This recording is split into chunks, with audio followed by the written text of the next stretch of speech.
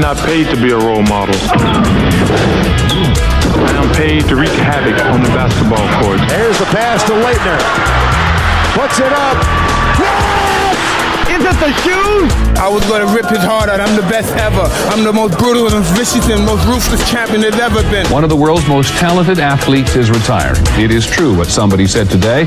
There was Babe Ruth and Muhammad Ali and Michael Jordan and Wayne Gretzky. Gretzky in front. Saved by Flaherty. The rebound. Score! Favre just threw it perfectly right over him to Corey Bradford. Only Brett Favre could do that. I don't care what you say.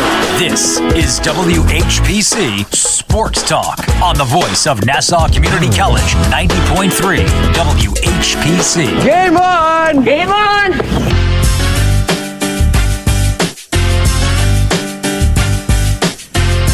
Oh, yeah. We got a surprise for y'all today. The Friday edition of WHPC Sports Talk for not 1, but 2 hours. From 4 to 6. Kicking it with WHPC Sports Talk here on the voice of Nassau Community College, 90.3 WHPC. I got, joining myself, Joshua Umahi, your host. Nico Weech, Eric Williams, Corey David, and Ross Levine. Corey's about to piss me off. Corey, what are you doing over there? What's up? He's writing down. What are you doing, bro? Like a child over here. The oldest one here, but he's just He wrote down in the chicken scratch, Zeke 2 equals number 15. Could happen. Could happen. They is feeling that happens. It's DeMarco Murray all over again. You know how that ended for him. Yeah, it did not end well for DeMarco. But we'll see. We'll talk about that. We got enough time. We got more time than usual today, so we got time for all 4 major sports, including some March Madness. And it was definitely madness yesterday. So we're definitely going to get into all of that. And if you want to join the show and talk about anything, 516-572-7440. So I'm deciding where to start today, right? March Madness, we can go, some NFL topics. But, yeah, we got Ross in the house. We know where we got to start today. The biggest Ross.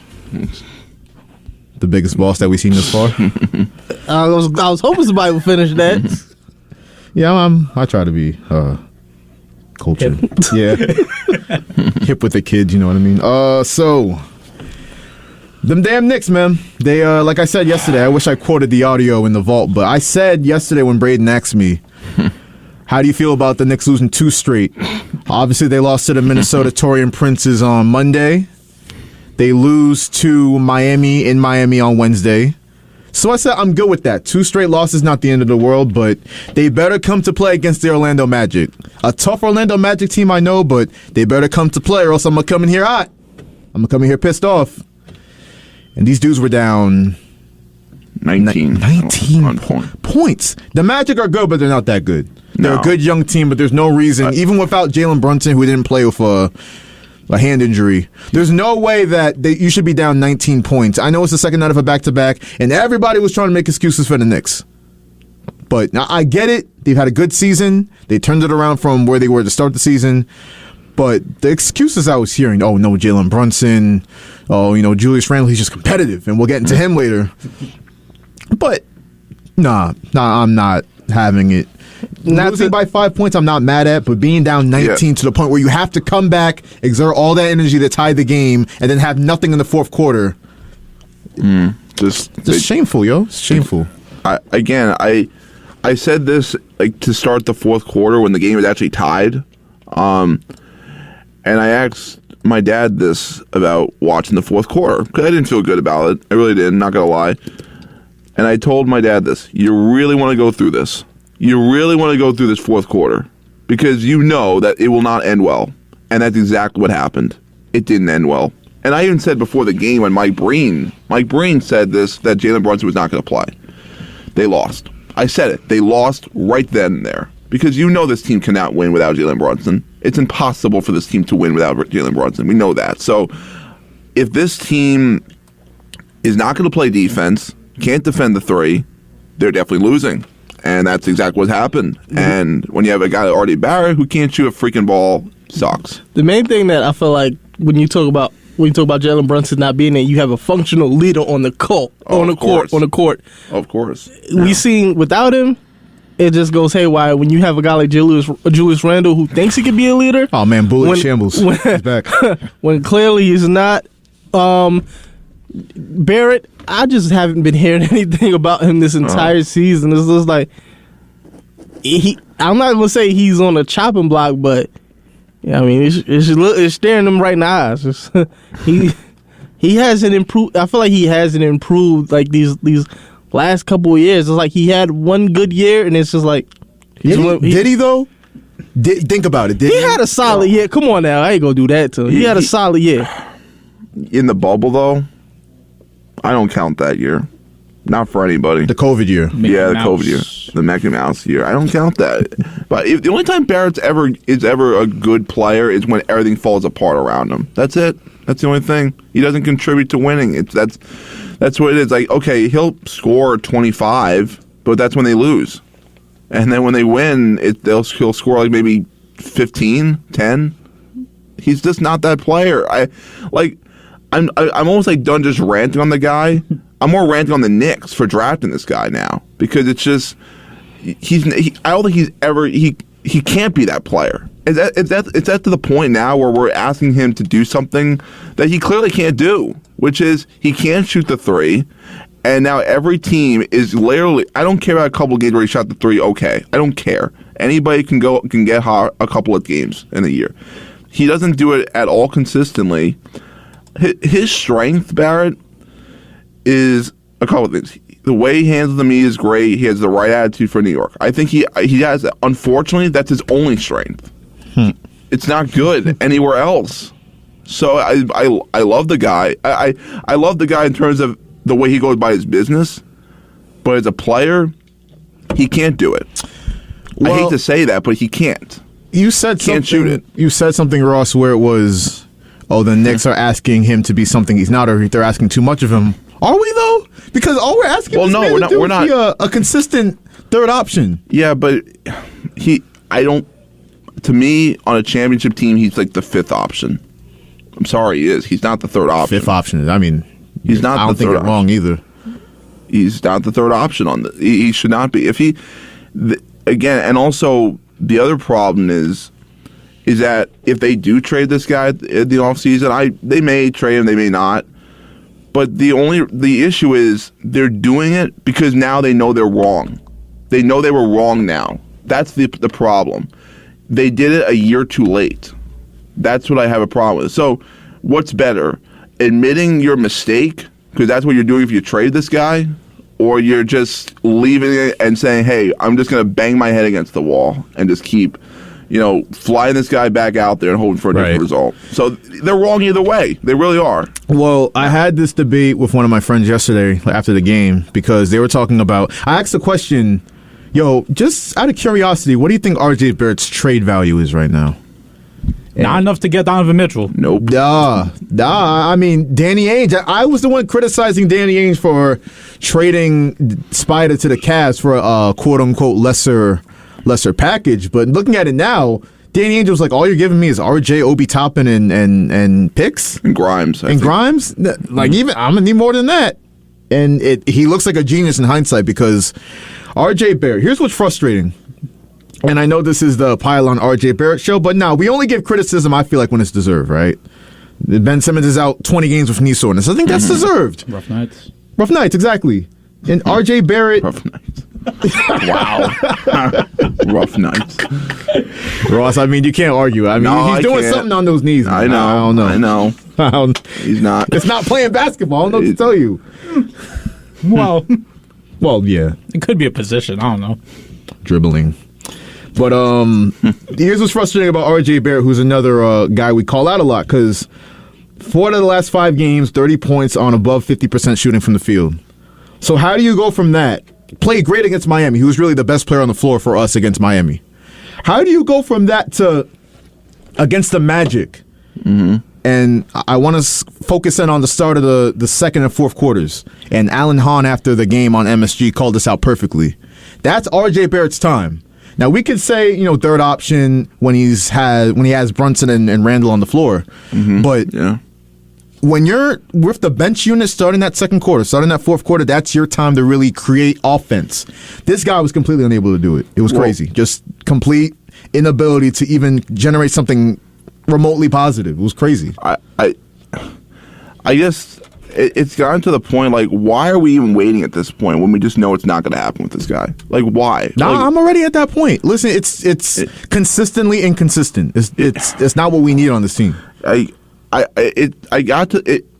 The way he played yesterday and the way he's played for most of the season, whether it's missed threes, missed free throws, even not good defense or missed layups even at times, it's got to the point now where if this guy's on the team next year, I'm going to be very disappointed. I'm going to be very disappointed if the guy's on the team. But it's going to happen, though. Well, how about we give him a prove it year like we did Daniel Jones? Nah, this was his prove it year. It really was. Matter of fact, Nico, you bring up something, and that's where the Knicks really almost cursed because I'm teed up. They messed up. They effed up because they gave him the big money extension when they didn't have to. Well, you didn't trade for Donovan Mitchell. You really didn't have to give him 4 years, $107 million. They did it for two reasons. Because they wanted to look good when they didn't make the trade for Donovan Mitchell. That's it. I'm not saying it's right. That's what I think it was. And the other thing is, because they have never given a guy that's a first-round pick a second contract in a long time. So they feel like, okay, at some point we have to retain our own youth players, so they have to do it. But at the same time, just because the other players didn't work doesn't mean Barrett does. He doesn't work on this team, and that's a fact. Barrett and Randall don't work. Barrett on with most rotations don't work. Let's be real. When Barrett's on the court, they're not very good. They're better when they're out. Let's be honest. That's sad. That's really sad for a third overall pick. I mean, you're right. The fit with Barrett and Randall on the court has been, less than satisfactory, right? I mean, when Brunson's on the court, it looks a lot better because Brunson's that guy. But when he's missing time, and that's another conversation you can have about the New York Knicks right now, is that Tibbs went to that 9-man rotation. That's a playoff-type rotation, but he did that on December 4th. That's 4 months of consistent heavy minutes for those 9 guys that are playing. Now, he did it to save the season. Tibbs did it to save his job. But there are some people that are saying, oh, did Tibbs wear these guys down to the nub where it's like they have nothing left in the last week of the season here? I think that's overblown, but you can make that case based off how we've seen a guy like Julius Randle play. To me, Randle is more of a mental thing. Yeah, I don't mean mental in terms of just like, and maybe, listen, there's maybe some truth to that. His shots aren't as good. He's not as good of a three-point shooter. Maybe that's because why? Maybe that's because Randall just absolutely gassed.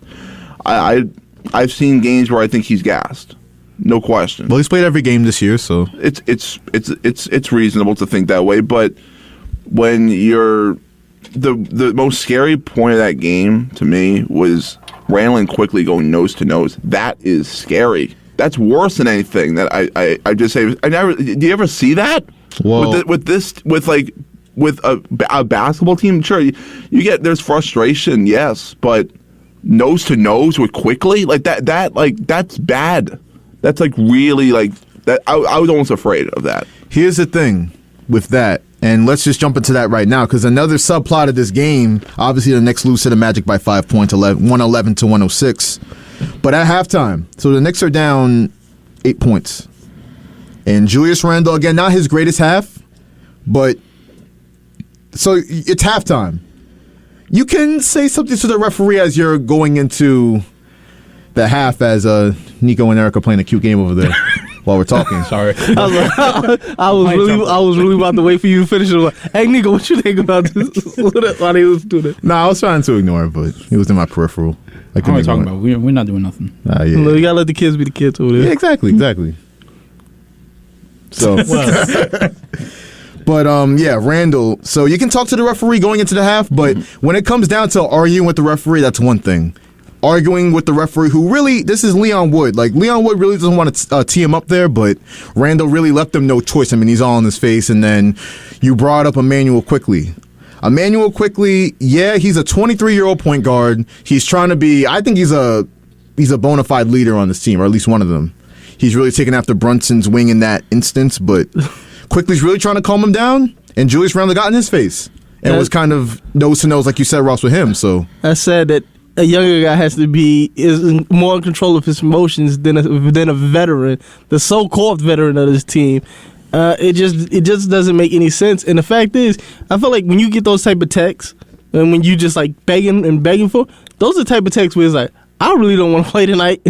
Mark, I think who described it best, like, I want to say Patrick, I forgot who it was, but Marcus Smart was getting these like stupid texts in one game, and it was like, he didn't want to play this game. He didn't want to. He was trying to do everything he could to get out of this game. And I just was like, you as a leader, you should be motivating your guys. Like when a guy's calming you down, you should take heed to that. Like, oh, we really need you in this game. You're important. Like, why is the younger guy stepping up, and you are out here just being a farce and just trying to talk up to a younger player? Like, you getting in his face and like you look like you about to do something. It really does. Sometimes, like with Julius Randle, is like it's kind of like bipolar every game. With like, wow, that's like, strong as hell. Mental illness. No. Listen, because you never know what type of game you're going to get with him. It's like one game, he'll go for 35 and like he's getting the crowd hype, and then the next minute he's distant from the team, sitting far away from teammates. And it's been like this his whole Knick tenure. Yeah, he's very hot and cold player on the court and in his head, it seems, because and people wanted to make a big deal out of it. I don't know how much I'm buying into, because we saw him get upset in Miami. We saw him upset at the end of his 57-point night against Minnesota where they didn't get the W. But people are saying, Julius Randle, he's had a great season, yeah. He's going to be All-NBA. He was a 2-time All-Star this year, but when it comes down to being a leader, is he losing his temper? Is him losing his temper costing this team, or is it a red flag of things to come in the playoffs? Because this Knicks team is going to make the playoffs, but we saw him have a bad postseason already 2 years ago. Yeah, but here's the thing: that the team, we say this about any team in any sport. You can get away with things in January, December.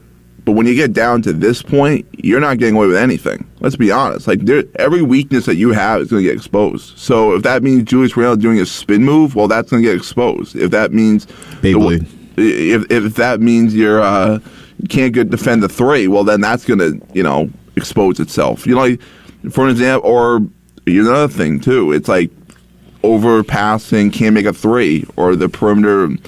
You can't. There's no perimeter shooting on the team. Well, that exposes itself. Mitchell Robinson getting hurt somewhat again. That exposes itself. Like, these things expose if you really think about it. Including one other thing: Barrett not shooting well. All these things expose itself when it matters the most. And I don't think the Knicks are.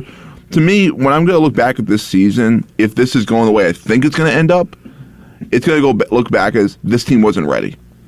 They weren't ready. Let's be honest. And I'm going to hear the same crappy excuses come next season when preseason starts. Well, we didn't have a lot of fun at the end of the year. We felt we lacked the fun. I know I'm going to hear that. I know I'm going to hear it because I know it's going to happen. It's a fact. It's going that direction. I mean, here's the thing, because I'm very disappointed in the next year, but I don't want to go all doom and gloom and the season's over based off these 3 games, because we've seen the Knicks all season long. They'll win 8 games in a row, lose 5 games in a row. Win 9 games in a row, lose 3 in a row.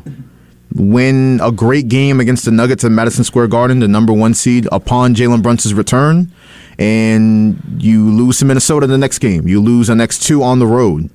So the Knicks have been very hot and cold, like Julius Randle, all year, but am I losing confidence in them in a playoff setting? Yeah. I'm not going to just write off the season, this great season that they've had now, though. I think, listen, they're 42-33. They're 5 games behind Cleveland now for the 4th seed. They're not going to catch Cleveland. No. The issue is you want to stay in that 4-5 matchup, because no matter how well the Cavs are playing right now, if you want to win a playoff series, the Knicks' best chances against Cleveland. You don't want to dip to the 6th seed and let the Heat catch you. And that's a big game coming up next week on Wednesday at the Garden. You're going to have to win that game if you really want to separate yourself from Miami. But they're 1.5 games up of Miami right now for the 5th seed. They're just 2 games ahead of Brooklyn now, who we're going to get to. I was just going to say, if Brunson's out for what I think it is, they're done. They're done. I'm sorry. I don't think it matters who they play. They're done. Because well, yeah, I agree with that. They're done. Like at that point, it's like the what if game, because they have no offense without him. And I don't even think it matters who they play. They have no. They're not deep enough to sustain that injury. They're not. Let's be honest. Again, if they got the superstar, maybe, but they're not deep enough to overcome Jalen Brunson's injury. So, well, if they're going to do anything in the playoffs, I mean, obviously the 3 guys, the mid 3, right? Barrett, Brunson, Randall, they've got to show up. But I like what the young kids are doing. Like Quentin Grimes having back-to-back 20-point games is a good sign. That's a great sign. Yeah. Emmanuel quickly continuing to play great. That's a great sign. You're going to need him in a big playoff series to make big shots and play the great defense he always plays. Emmanuel quickly, Quentin Grimes, 25 points each last night. Now, Julius Randle, who we just talked about, who's, might be reverting back to his old temperamental ways. No matter what you want to say about his game, he was a team high plus 20 last night. So he must have been doing something right. I mean, team high plus 20. Adversely, Obi Toppin was like minus, I have to pull it up right here. He was minus 25. Oh, boy. So he's not going to be a Knick next year. If RJ Barrett, I know it's sad because he has a lot of potential, but he's just not a fit. Baby. I mean, for your sake, I hope so. I hope he shows some of that potential in the starting role, but it's not going to happen with the Knicks. I mean, RJ Barrett, we just talked about him. I mean, quickly Grimes is the young guys you're really expecting stuff out of now, and RJ Barrett and Obi Toppin is whatever they give you, which is crazy to think about because they both. It's crazy with the Knicks because the 2 lottery picks, RJ and Obi. Quickly and Grimes, the 2 guys that were picked in the 20s, they're better. They're so much better. It's crazy. Like if the Knicks just nailed their lottery picks, and we're not even talking about the Frank Ntilikina.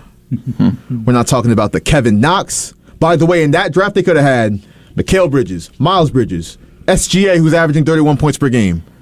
If the Knicks, and they're in a good position, don't get me wrong still, but if they just hit on some of these lottery picks, they'd be in a great position.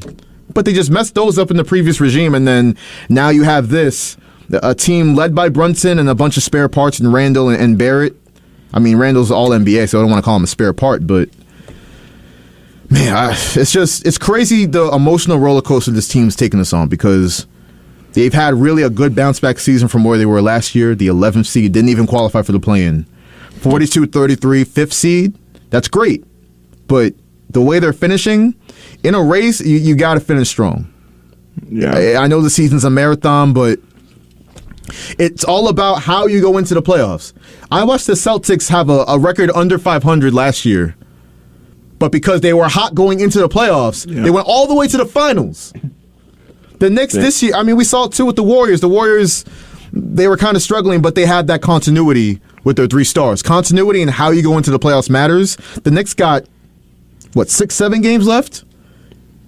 1, 2, 3, 4, 7 games left. They have 7 games on the remaining schedule. They have 7 games with Brunson healthy, hopefully, to right this ship. Because if you go in limping, and you got to go up against Donovan Mitchell and the Cavs who are playing great basketball, they've won 3 straight, that's bad. That's real bad. I don't, based off what Tom said about Brunson, I don't feel good about it. I really don't. Because Brunson, what he said, despite the fact they're going to have 3 days off, it's like, well, we're really reevaluating on Monday. That's not a good sign. I'm sorry. I don't feel good about him coming back. Like he'll be back like the last couple of games, maybe, but like I don't think he's gonna be back as quickly as everybody thinks he is. I mean, and again, if he's out, they're done. They're done. Yeah, I mean, you can't even judge them. How can you judge them at that point? That's why I'm like these last couple of games with no Brunson. Obviously, had the game. Previous games before they came home and faced Denver, and then the last game where they're missing him. I know this team is a different product with Brunson on the court because he's that valuable a player. So that's why I'm not trying to put too much stock in this last game, even though RJ Barrett, I mean, if he plays better, we win. If Obi Toppin plays better off the bench, we win. But here's what's interesting now. Hopefully you get Brunson back. these last 7 games, you have Houston. That should be a get-right game. But Houston's been playing all right, too, lately. And if Brunson doesn't play, you don't feel good. Rockets are, they're 4-6 in their last 10 games, but they've been playing better. Jabari Smith Jr., their rookie's playing a lot better. Yeah. That should be a get-right game, but who knows with this team, this Jekyll and Hyde Knicks team. Then you have 2 big games against Miami, like we talked about, at Cleveland. 2 barometer test games, and then you have Washington, Indiana, Pelicans, and Indiana at home to finish up. That's a pretty good schedule. That's a pretty good opportunity with some games in there to show me that you're really riding the ship and going into the playoffs on a good streak, but the Knicks have a choice to make here. They could either really get serious, Julius Randle can get his mentals back under control, and you can go into the playoffs strong, or this great season that you've had with Brunson should have been an All-Star, should be All-NBA, Randle All-Star, All-NBA, Tom Thibodeau Coach of the Year candidate, they could throw that all down the toilet if they mess up these last 7 games. That could be all thrown away. So they have a choice to make. As Knicks fans, what they going to do? What are they going to do? How are you going to finish? What's this story of the season going to be? They have a choice to make. I'm not going to lie. When Randall came back out there for the second half against Orlando, I was disappointed. I was very disappointed. They should not have played him. I'm sorry, they shouldn't have. I disagree with that, but there is a thing where Tibbs gives, and it's well documented, Tibbs gives Julius Randle preferential treatment when it comes to, listen, if we saw Cam Reddish get benched for 30 games, 40 games because Tibbs didn't like him, or Cam said something behind Tibbs' back or something. Like Tibbs will show you if you go against his way, you're going to hit the bench, except if you're Julius Randle. You can do whatever you want, yell at whatever referee, get in Emmanuel Quickley's face, and it's all good, no matter, because you're the All-NBA star. There's no being held accountable there.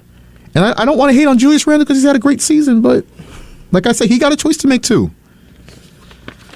We'll see how the Knicks finish up their next game, like I said, not until Monday against Houston at home. I think I might go to that game. I think I might get some Chase Bridge seats. But if they lose, best seats in the house. Yeah, if they lose against the Rockets, I might pull a Braden offset bridge. I don't know yet. They better not lose that game. They're gonna lose. They better not lose that game. They're gonna lose. They better not lose to. You'll spend your pretty money on a nice little Chase Bridge seat, and you're not gonna be on that seat by the end of the night. I mean, I hope not. Yeah, if Barrett goes, I have the lunch bag ready. If things just go south, I have it. It's right here. Like Barrett goes 3 for 16 or something. Here's the bag. Yo, RJ. I know you listen to the show, my boy. Take the bag. I know you listen. Take the bag and run. Yo, you better RJ Barrett. Yeah, nobody boos on this guy. Nobody ever. You better play well in front of me, my boy. Oh boy. I don't care if I'm sitting in the 300s or the 400s. You're gonna hear me. Get courtside then. Oh, he gonna get floor seats. We'll talk that trash.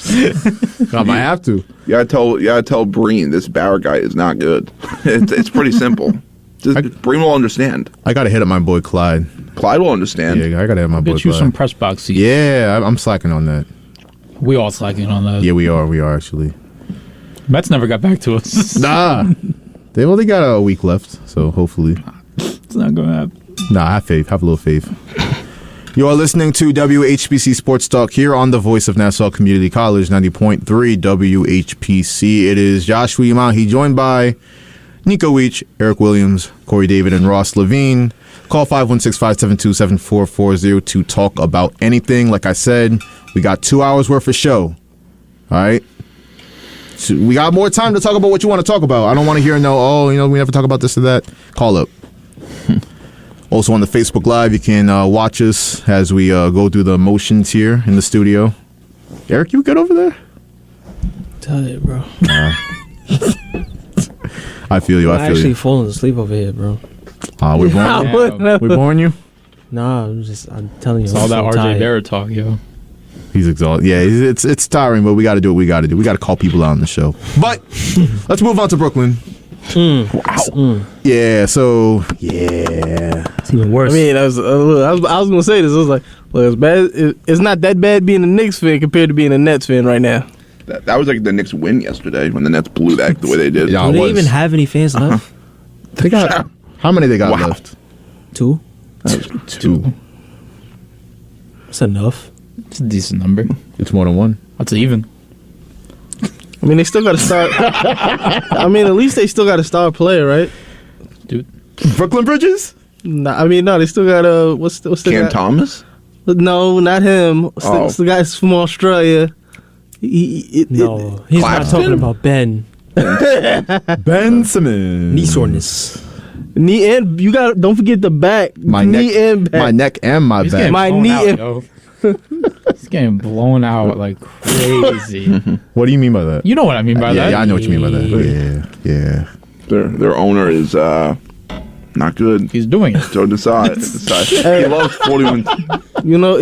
He loves He's 41 blowing that teams. back, yo. If I'm the net, seeing that the Ben Simmons thing didn't work, I'm bringing the GOAT back. I'm bringing the Nets GOAT back. Who's the Nets Who's GOAT? that? Brooke Lopez, the all-time leading scorer. Oh no! Is that a fact? I believe he is the all-time leading scorer for the Nets. It is actually. It is. That's sad, yo. Drop a bomb for Brooke Lopez. Not many people know that. Not many people are aware of that. They He had was getting buckets as a net. You remember? Oh my! He was not a good 3-point shooter at first. He got better, but Yeah. He's still goofy at it, but it goes in. He's not as bad as his brother though. Nah, brother- bro. Robert Lopez is just a big goofy. Nah, He Robert. got the Thornberry hair going too. It's not. What His brother's a good defensive player. No, he is. When he was Solid- on the Knicks, yeah. Yeah, he's solid. Solid defensive player. You know, knock a mascot out a game or two. Yeah, what's their thing with mascots? Like they really hate mascots. No. It's just him. It's just him. Even though I believe Brooke technically lives at Disneyland. What? He lives at Disneyland. Like he What do owns you mean property. lives at Disney? Yeah, he does. He owns property on Disneyland, and he Is got that like right? secret tunnels and stuff. Is that right? Yes. Do you think he's seen the frozen head of Walt Disney? I don't know, but I remember seeing it. Why are you laughing, Josh? Nah, no reason. It's a real thing. Don't mind me. They froze his head. You sounding real Kyrie-ish right now. What? Conspiracy theory, Kai. It's not a conspiracy. That's not a fact. That's a fact. That's not a right now, my fact. guy. That's not. I swear to That's you. not a fact. That's a We're not fact. getting into this, but that's not a fact. We're actually doing this right now. Conspiracy That's a Nico. fact. Conspiracy Nico. What? I'm in the middle. I just don't care. The man's head is frozen or not. He's gone. Well, you see what happened when we start getting to talk about the Nets, and you start talking about everything. But Nobody the can. Nets. Does anybody? Yo, There was nothing to talk about with the Nets. Yeah. in the great words of Deion Sanders. Don't nobody care. Don't nobody care. Hey, you know what? I care when they lose, though, and here's how that sounded last night. This is crazy. To go into the corner. Okoro! Got it! Do you believe it?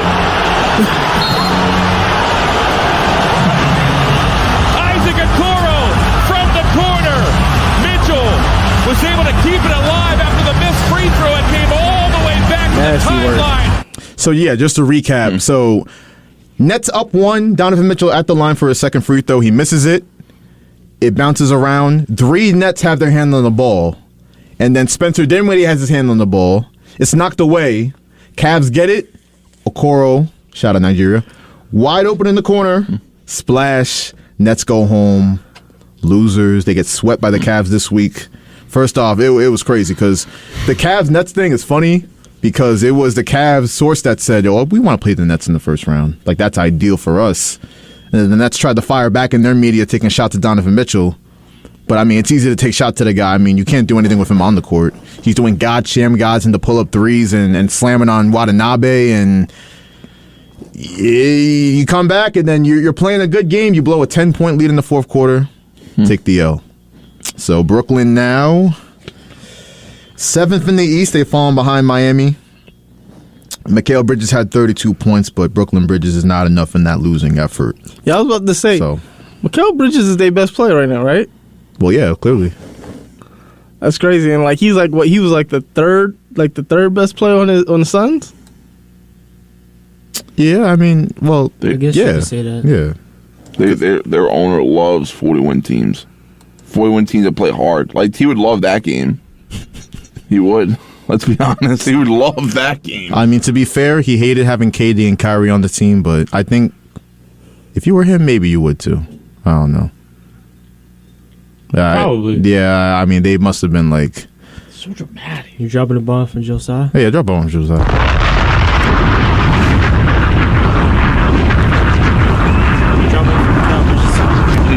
Mikal Bridges? Yeah, Mikal Bridges.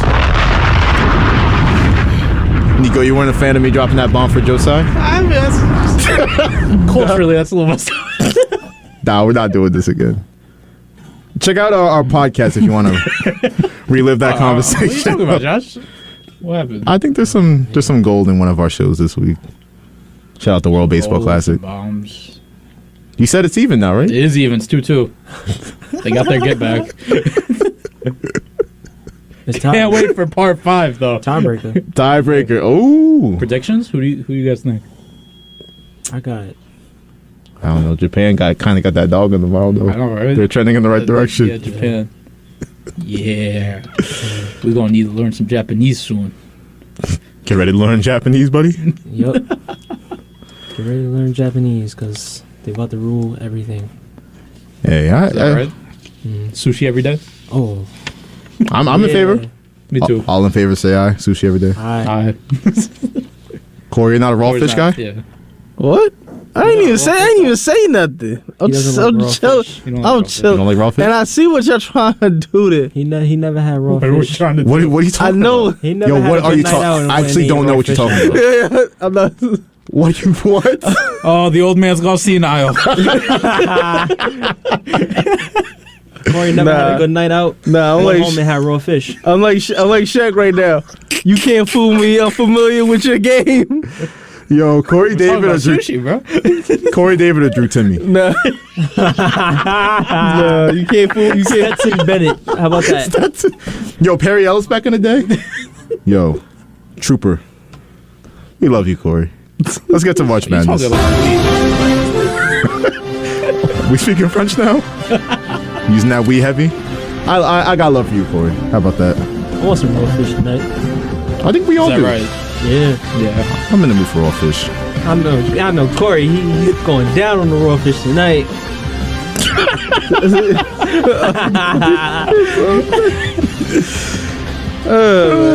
March Madness music.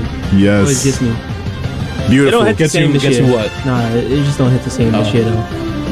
Why's that? Carolina's not in the tournament. No, you're right. I'm kind of mad Villanova's not in it. Yeah, I'm heartbroken Villanova's not in it. I mean, hey, it was great action last night, though. I don't have a dog in the fight, really, in the tournament no more, but we had 2 great moments. We're going to start with this call from Gary Cohen. I didn't even know he called college basketball. He does everything, yo.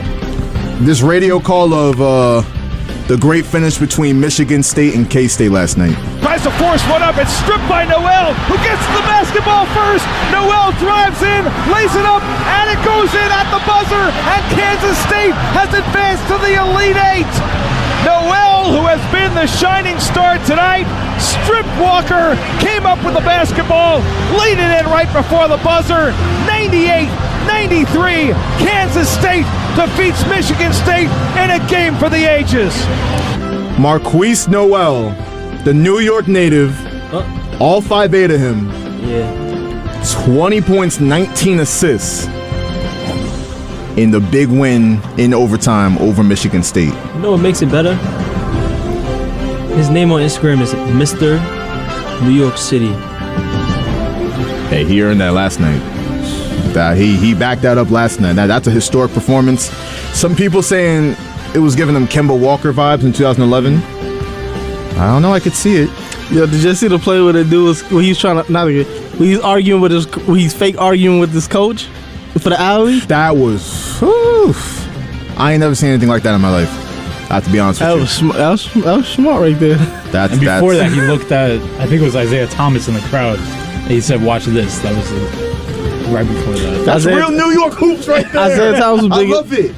I was like, that was just crazy. Wait, hold on. I'm looking at some of his stats. He dropped 32 points and 14 assists against Baylor a few months ago. Whoa. This is kind of wild. Like, I didn't know he was like this. Hey, I always say it. The NCAA tournament, your big men might get you through the season, but you need your guards in the tournament. He's definitely the best guard remaining, in my opinion.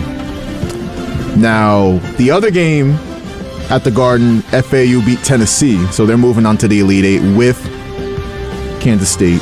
Over in the Western region, though, we had this from Kevin Harlan on the call for Zaga UCLA. This was a crazy finish. Arthur for the lead.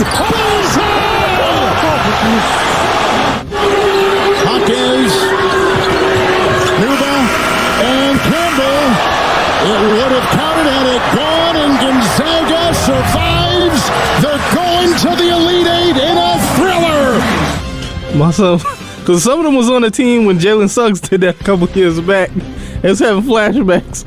Yeah, we were saying pre-show, like, whenever UCLA and Gonzaga matches up in the tournament, from the logo, that was a crazy shot. That was like no fear. That was a. They just got a little brush screen and just said, "I'm going for it." As Franz like to say, let his nut hang on that one. I mean, that's a fact. That's a big time shot. Zaga moves on. UCLA. I mean, Amari Bailey. It sucks for him because he had a big time shot to tie the game up. He's a problem. Like I see big things coming from him, especially. If you look at his mom. I'm just joking. Well, Drake already got to look at a few looks at her actually. I remember that story. Amari Bailey's mother. Here he go. First thing that comes up in the search bar, actually. So you. What's that? Oh, Smash. Yeah. That's Wood. You look different now, though. I think she got some type of nose surgery. Yeah, you know he was one of them kids that focusing on. You know he was one of. You know he was focusing on the nose right now. Eric? Tell me. You know he was one of them kids that like everybody wanted to be his friend. So he was like, yo, let's go, Yeah. Like, let's go with the sleepover. He was getting a special attention. Like, yo, the coach was like, yo, you can start. Oh man, that's crazy. Every school got one of them. Nah, that's a fact.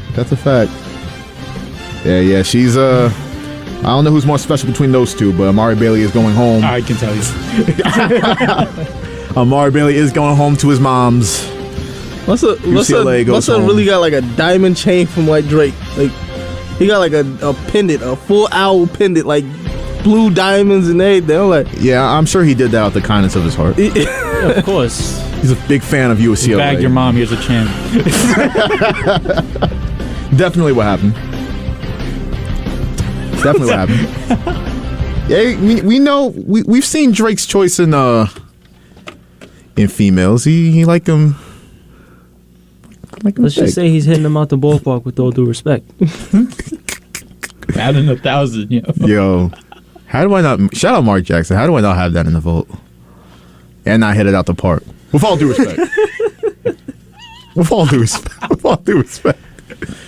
You cool question. You got any takes on like the women's side of the March Madness? Caitlin Clark, female Steph Curry. She gonna take Iowa all the way. It's a problem, but South Carolina. Oh yeah, yeah. Dawn Staley's no joke with those Gamecocks. What's they called? They starting to look like they starting to look like the new UConn out there. Yeah, no, they really are. With those great Gino Auriemma teams, Dawn Staley's she's something different when it comes to coaching. She's amazing. We saw another legendary coach, Tara Vanderveer.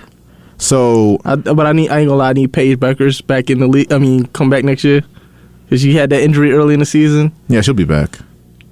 But Vanderveer was like, she lost, and she's like, she has a lot of pride apparently. So she was like, a loss for me is like a bad year for me is a great year for the men's program or something. I'm like, all right, talk your stuff. Damn. She went in. She was like, I'm not pulling no punches. So that's the women's side of things. We'll see who comes out there, but the favorite is obviously South Carolina. I want to get to some NBA news and notes to close out the hour.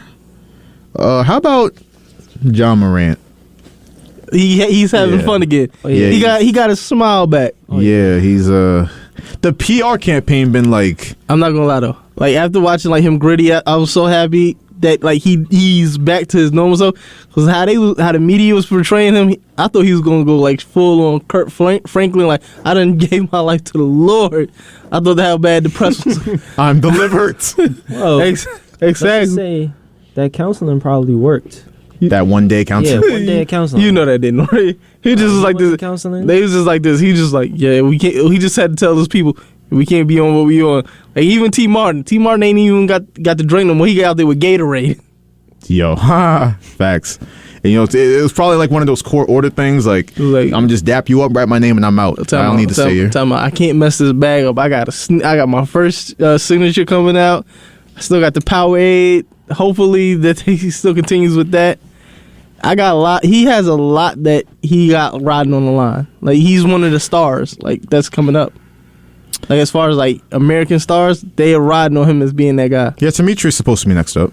But you know, shout out to Grizzlies. They got something going. He's back. It's a parade inside my city. Yeah, but you know the funny thing, yo, not even just like to talk about like Ja real quick. My city. Yo, Dylan Brooks has been like crazy in the media like as of late, like going at everybody. Yeah. For what though? Like I agree. No, you're right. Like it is. But the thing, the crazy thing that I was getting mad about is that he was always backing it up. Like, pause. He's always backing it up. He was backing up his play. Backing up his play. Word? Huh? He was backing up his play. Like He's always backing it up. His play, yo. I said pause. That don't change nothing. Already said it. Already said pause. Pause, resume. You can't resume. Record. Corey don't care about nothing right now. He just got his arrangements for raw fish later. And fish. Anyways, it's a parade inside my city. Yeah. Right. Yeah. It's a parade inside my city. Yeah. He drop a bomb after that. Oh yeah, we got to. Go ahead. Yo, he just be unintentionally funny whenever he says stuff. Skip. I was like, he should. Those words should never came out of his mouth. Like a parade inside my city. That just don't sound right. Yeah. Yeah. He did the table stomp. Yeah. I can't lose in these shoes. No, it's a parade inside my city. Yeah. Yo, when Skip be saying I can't lose in these shoes and be coming out with Jordan Fusions or 6 rings, I'd be like, you serious? You know the Grizzlies are elite trolls because they played that in the arena while they were closing out the game. In the arena. That's going to be the official soundbite after every game? It's a parade inside my city. Yeah. Awesome. That's legendary sound right there. That's legendary. Skip Bayless, yo. Skip Bayless. Skip. Listen here, Skip. I ain't gonna let you keep disrespecting me like this, Skip. How long do you think that show's gonna go on? Is it on? It's gonna go on for a minute. It's gonna go on for a minute. I don't know. Skip Bayless is quoting NBA YoungBoy during the A-Block show. I don't know. It's his redemption arc. Shannon Sharp was at the bottom. When Shannon, he's on his way back. Look, when Shannon goes, that's when the show ends. But for right now, it's got a good little thing. It's been on since 2016? Yeah, something like that. Shannon Sharp slipped up the other day. Oh, he dropped the F-bomb on the show. He's done that a couple times, right? Yeah. He can't control it. Bro, I mean, he has to deal with Skip Bayless. For real. Too many things to focus on. I'd be doing the same thing. Skip Bayless was definitely one to get you out your element. So. It's a parade inside my city. Yeah. Just he was into it too. You got to give him credit. He wasn't gonna half-ass it there. He did that for the culture. He did. He felt the moment and he delivered. But what else do I want to move on to?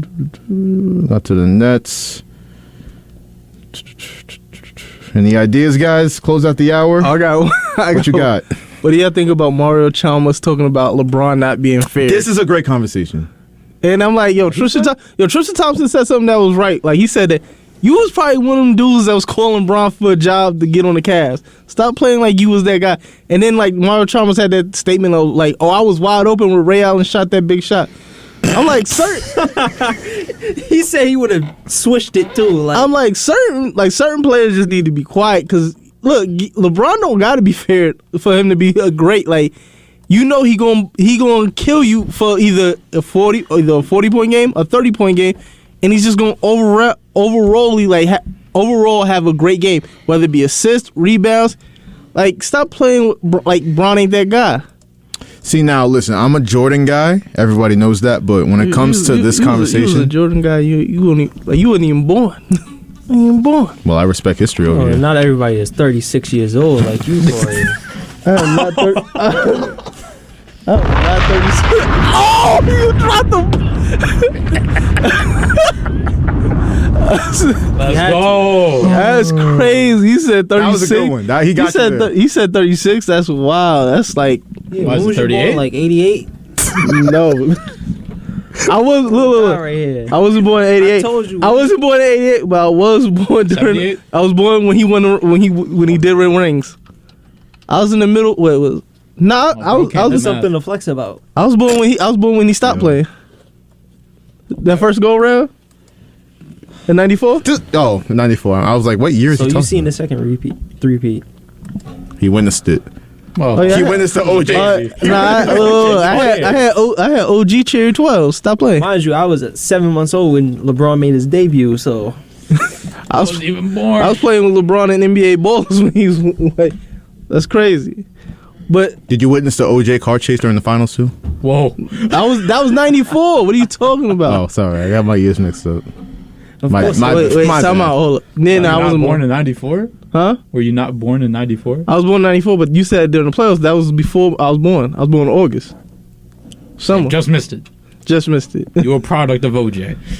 Nah. OJ. No, you see, Don't say that. there was a punchline to that joke, but I forgot it. So.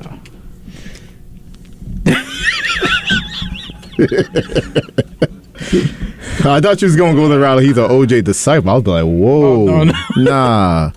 nah. You think he did it? Nice. Yo, we is not going into that conversation. Yo, let's get no. Time out. Sport related? That is not. Nah, stop it. Y'all going into another conversation. Y'all going into a whole nother conversation. He didn't do it. Yo, His son did it. Let's get back His to son did it. Let's get back to the topic of LeBron not being fair. Don't listen to Unsolved Mysteries. Nah, Yeah. that's a good series. Yo, and you time know out. it. Yo, It is a fire series. Yeah. where did we just delve into? Like, nah. Leave, Corey. You don't have to be here for that. Hey, I just want to leave. One second, time out. Nah, I got a topic. All right, and it's gonna relate to even in hour number 2. OJ did it. No, he didn't. No. Yes, he. So, yo, looking at today's news, like y'all seen that the Baltimore Ravens just signed Lamar, got him a #1 receiver. Is that right? He wants to talk about Lamar. Look, talk about. He got. Before he gets out of here in an hour No. or Listen, two. no. Yeah. It ain't even. It got to do with Lamar, but it ain't got to do with him. It's about the Baltimore Ravens. They got Nelson Aguilar. It got a true #1. Number one, yeah. Yeah. They got him somebody. Yo, they are horrible when it comes to getting offensive talent. Like, yo, they super geniuses when they know how. When it comes to defense, but when it comes to the offense, yo, not even a shot. Even Carolina got DJ Chark. Like, you couldn't scrunch up to get somebody decent. Like Odell, D-Hop, anybody. That was gonna be a Jet, so. Facts. No, Odell is going to be a New York Giant. Oh, he ain't. He is going to be a New York Giant. Brother. He has the dreams though. You know, yo, look, Odell's going to be a New York Giant, just like Zeke is going to be an Eagle. You want to put a bet on this? Let's put a bet on this.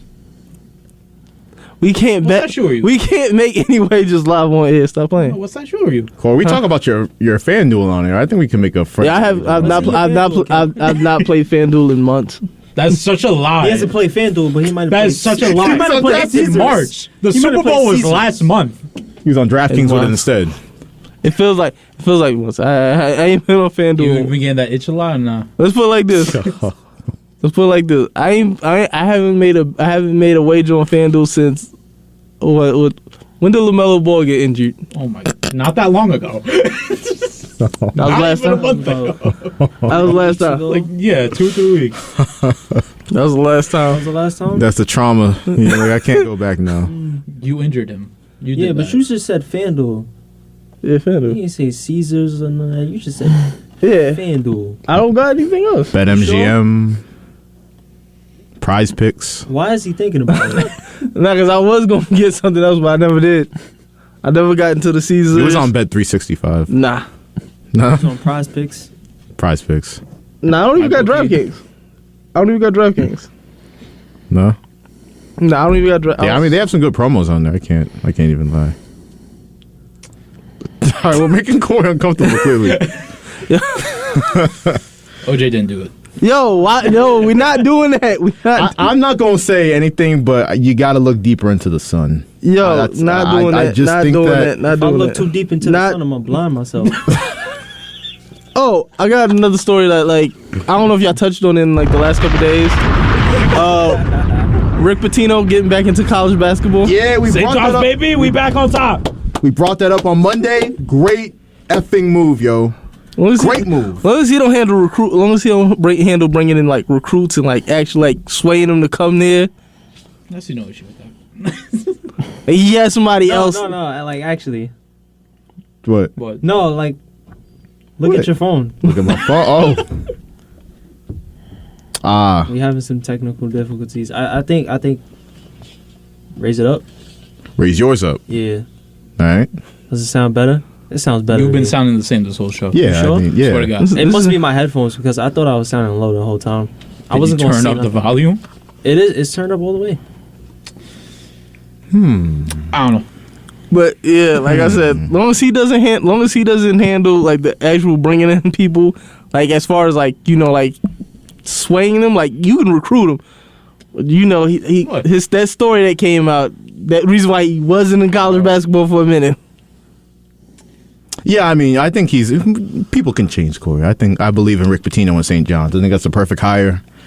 I think St. John's this is the move to get them back on the map because they needed the splash. They needed recruits, something that recruits can point to, be like, yeah, I can rock with St. John's. New York, there's so much talent in New York basketball that these Big East teams in the area haven't been getting. I think this is a huge move for St. John's. Great for them. You know what? Yeah. What if this happens, right? What if Mr. New York City says, I'm going to hit the transfer portal and I'm going to hit St. John's? Just start it up from right there. Didn't they also just like recently get a good transfer too this season? I think so. I'm going to look into that. I can't remember his play. name, but I think so. I think bottom line is that St. John's is definitely on the come up. This is a big time splash move. I thought we had a big time first hour WHPC Sports Talk. Like I said, we got another hour to go. Want to hear something from the callers. Going to get to Lamar Jackson, some NFL news, World Baseball Classic, and the Rangers. We'll get into some hockey. Going to get into some hockey, but for now, that's hour number 1 of WHPC Sports Talk. Hour number 2 on the way. Stay tuned. We'll be right back. It's a parade inside my city, yeah! 90.3 WHPC.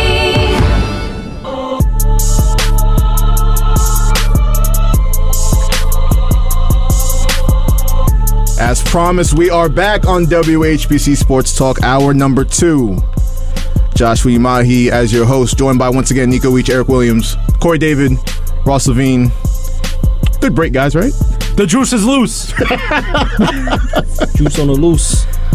Up in the Actually, Bronco. Corey David did just tell us that he agrees with us that OJ didn't. No, I did not. So you think OJ didn't do it?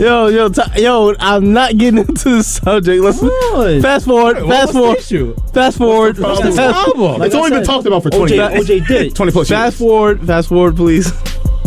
30 years. I think you have a special connection to this. No, I don't. Why you acting scared? Were you there? No, I'm not getting into the subject. Did you see it? He was there, like.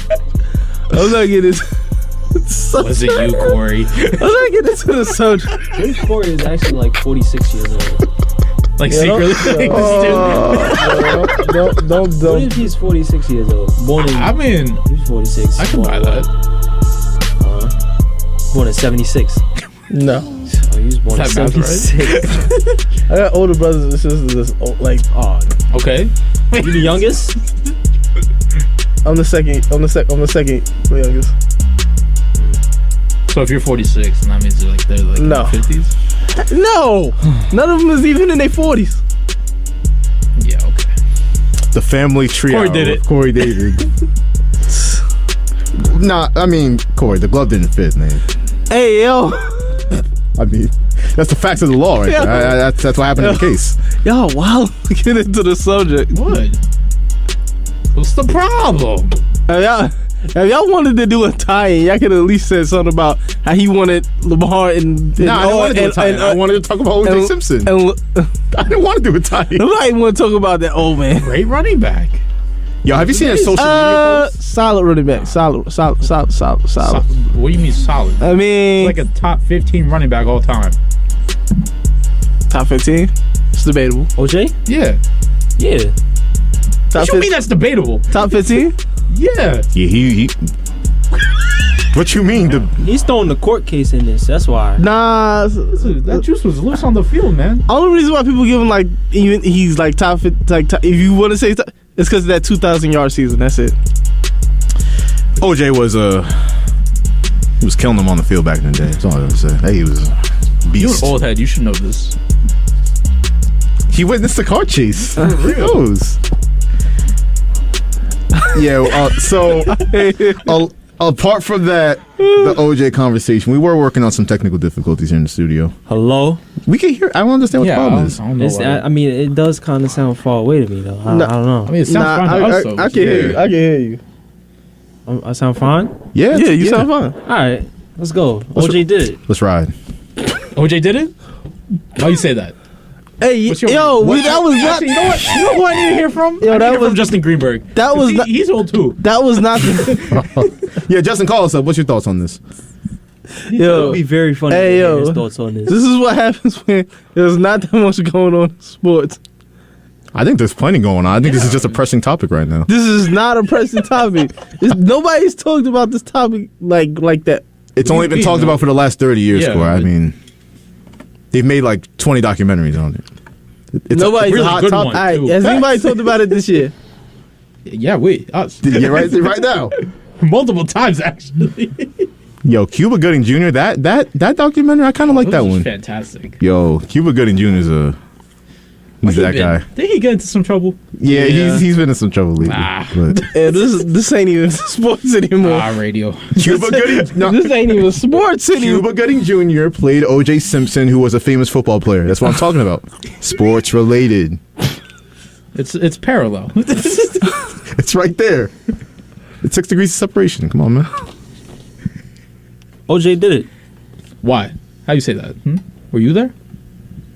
Hey, yo, my list.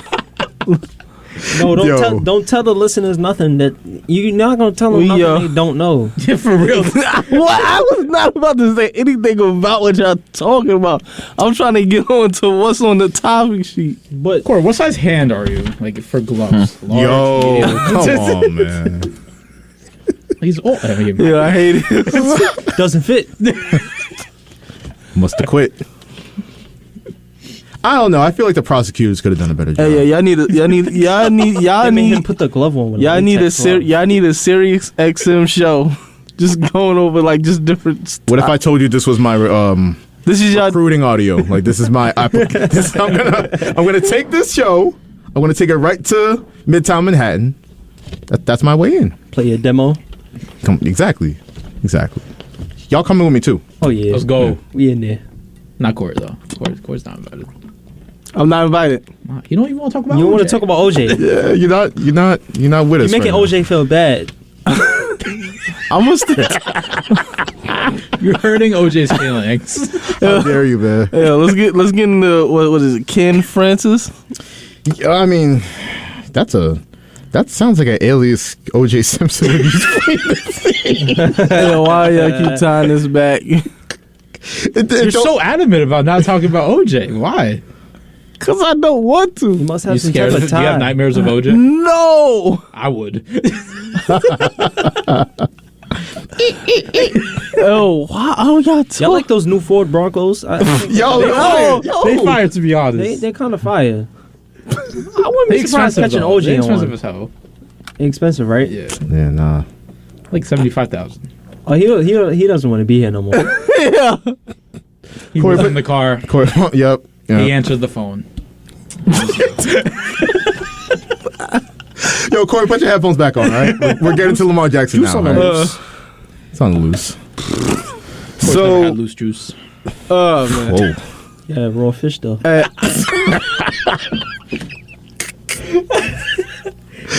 All right, Corey, we'll oblige you. We'll talk about Ken Francis and Lamar Jackson. So, Adam Schefter tweeted yesterday, source, NFL sent a memo to all clubs letting them know that the NFLPA informed the league that a person by the name of Ken Francis. That sounds like a GTA character. It really does. It can't be a real person. NPC ass name. Ken Francis. Best prank I've ever heard. Sounds like Saint Army under another name. Hey man, Ken Francis, who by the way, they made sure to point out is not an NFLPA certified agent, but they said he may have been contacting teams attempting to persuade team personnel to enter into negotiations with Lamar Jackson. Good question. Do you know the requirements to be an NFL certified agent is? I don't. What's it? Don't kill people. You take a 2-day class, and I believe it's $2,500. Really? That's it? Yeah. I think we should become NFL agents. If we pull enough money together. Okay.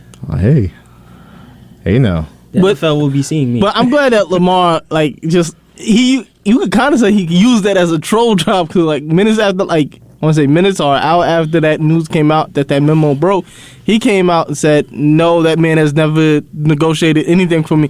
And then he came out with a video to promoting his, he called it the entire gym, and him and his partner Ken, that's what they're promoting. The entire gym is a workout system. Isn't this Ken Francis gym owner, right? No. They said that he's a lawyer. A lawyer? A plumber. And a fan. He does it all. He's not a good lawyer then, yo.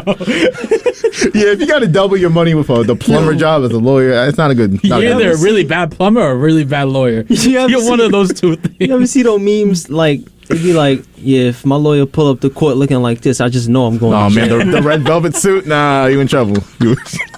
Nah. The loose tie. Put me in the cuffs. That's it. It's over. Well, with the Lamar Jackson situation, I feel like it's not too many options that he has right now. Not too many teams are going to risk the chance of actually giving him an offer sheet, knowing that the Ravens can match it.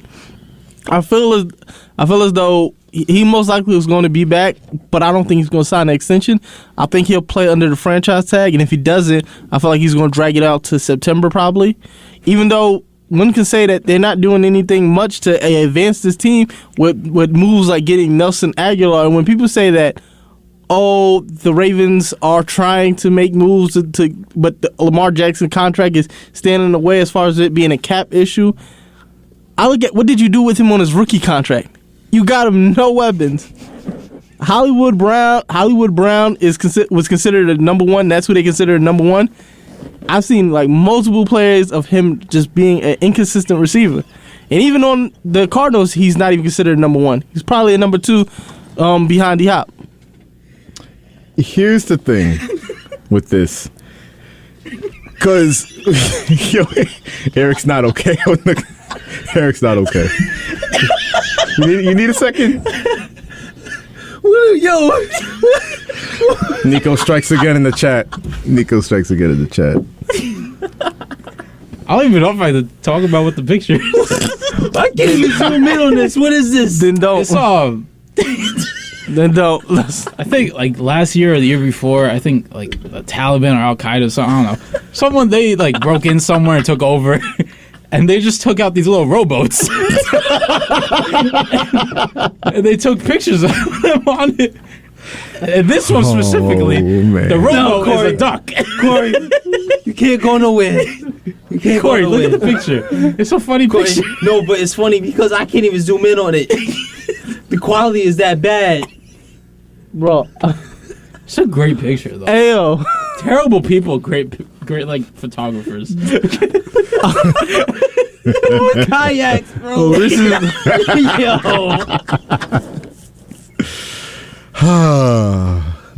I lost my train of thought, bro. We were talking about Lamar Jackson and his contract. We were talking about Lamar Jackson and his contract situation. Yeah, so that was actually funny, yo. Here's the thing. So Lamar Jackson clearly doesn't have an agent, right? That's been the real controversial thing. You see reporters calling him out on it. Tom Pelissero is one that's seems very upset that Lamar Jackson doesn't have an agent for some reason. But I just feel as though a lot of people feel like he deserves his long-term contract, but they feel like he's putting himself in a position where he can't get it. And like, it's weird how teams are like it's weird how correspondents are trying to advise him get the agent, but also like kind of put him down a little bit, saying that I don't want to say he's embarrassed, but he should be embarrassed about the situation that he put himself into. That's what a lot Lamar of Jackson. Yeah, that's what a lot of correspondents are saying. Like, well, they can say whatever they want. I mean, it's all, and we had the collusion argument. We're not going to go into that again, but no, I refuse. But why I believe it's collusion is because you have the owners that don't want to give fully guaranteed money. Now, you could debate whether Lamar Jackson is actually asking for that, but that's what's been reported by some people. He doesn't have an agent. Agents aren't too happy about that because if he locks down a big-time contract with no agent, we've seen Laramie Tunsil do it. We've seen other guys do it. His own teammate did it. His own teammate did it. Roquan Smith. We've seen other guys. There's a name I'm missing, but there are guys in the NFL that's done it. So if you look at it, there's that against him too. Agents don't want to see him. And you know the agents who are directly tied into the reporters, who both of them are directly tied into the front offices and GMs and owners. But I'm not gonna lie. I'm not on the side of like those correspondents who believe that. But I would say this: I feel as though if he would have got an agent like David, I forgot his name, Magaleta. You can do it. Jalen Ramsey and Deshaun Watson's agent. I felt as though you would have put yourself in a better position if you would have got an agent like that. But you know what? When they say he wants fully guaranteed money, he wants all of his own money. He doesn't want to give up any percentage of that contract. 4%, 5%. I don't even think he's asking for. I don't think he's asking for fully guaranteed. What I think a contract that he's possibly looking for is something in the range of like $200 million fully guaranteed, and the rest of it on the back end, up in signing bonuses and other incentives. So yes, he'll get his $200 million guaranteed. But yeah, the back end, I don't think he's that much in caring about. The thing that I can say about this type of situation is that it reminds me of like Francis Ngannou in the UFC, and the fact that both sides, even though it seems tumultuous, it's basically like neither side is saying bad things about the other. Lamar hasn't come out and bashed the Ravens, and the Ravens haven't bashed Lamar. It's like they're in a weird space right now. It's like you can't get the deal done, but it's like right there. Both sides really don't want to leave each other. I don't think Lamar wants to leave Baltimore because I don't think there's a team out there that is already set to win. Even though Lamar doesn't have the pieces, he still continuously always has a good regular season record. And if you look at, people always say, oh, he's always injured, right? If you look at last season, yes, he was injured, right? But the season before, what was there to play for at the end of that season? The whole team was injured that year. Right. The running backs were out. Defensive backs were out. He was playing with basically third stringers. What would be the point in the NBA? What would you do in the regular season, even going into play, and you don't have nothing to play for? You shut them down, right? Yeah. That's what I think happened on that year, that prior year before.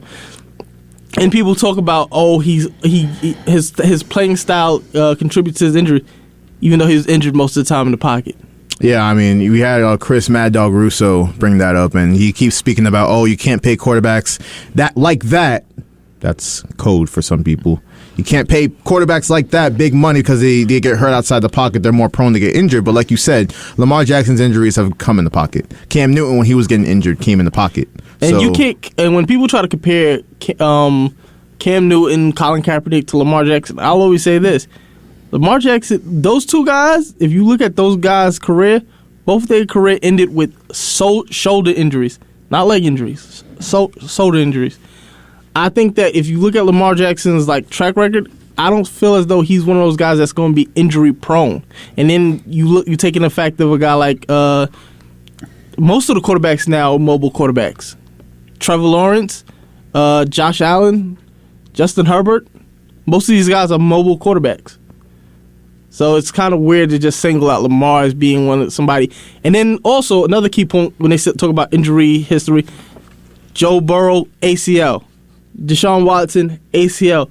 A lot of these quarterbacks have had major injuries to them, and they still got their contracts, or are still going to get their contracts. You know what's funny, and I'm going to segue into some audio with that. So we're speaking about mobile quarterbacks that have had some injury trouble. I mean, I think RG3 is actually an expert at that. So he had some interesting comments on First Take about the subject of Lamar Jackson. How much is not having an agent, him negotiating for himself, and he framed it in an interesting way that I think adds a lot of context to the situation we're talking about. So here's RG3 on First Take the other day. I want to, enlighten everybody about what's going on. Everyone talks about how Lamar doesn't have an agent and how it's hurting him. Well, we've seen guys like Laramie Tunsil go out and negotiate 2 contracts to become the highest paid left tackle without an agent. We've seen Richard Sherman do it. Bobby Wagner has done it. DeAndre Hopkins has done it. So not having an agent isn't what's keeping Lamar Jackson from getting this fully guaranteed contract. What's preventing him from getting this fully guaranteed deal is the fact that he is raging against the machine. Raging against the machine, he called it, and he went on RG3 to say this about Lamar Jackson. What's the machine? It's agents, it's NFL insiders. All of these guys, they don't want their bottom line to be affected. You talk about the agents. They want a piece of this contract because that's how they make a living. The NFL insiders, they want a piece of the information because that's how they make a living. So by Lamar not having an agent and cutting them out, not having the direct ties to every NFL insider out there, cutting them out, he's raging against that machine, and he's not winning that battle right now. So you hear that, and you hear what he said. The agents who are tied to the reporters who are, seem pretty interested in tearing down Lamar Jackson in his quest for a fully guaranteed deal, sounding very one-sided when it comes to taking the GM side. Interesting. So RG3 brings up a lot of good points. I kind of push back on what RG3 said about him raging against the machine. He kind of technically is working with part of the machine.